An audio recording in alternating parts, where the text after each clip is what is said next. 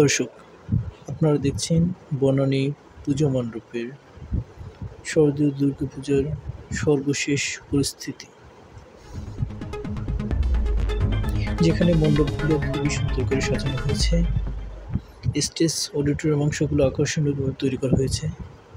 আয়োজক কমিটি চান নির্ধারিত সময়ের ভিতরে প্রস্তুতি সম্পন্ন করতে।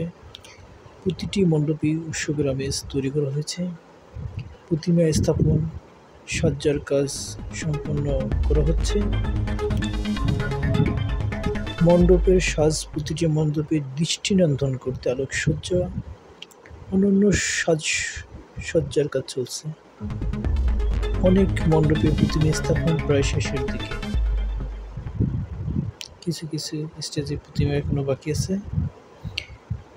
মণ্ডপের স্টেজ, অডিটোরিয়াম সুন্দরভাবে সাজানো হয়েছে,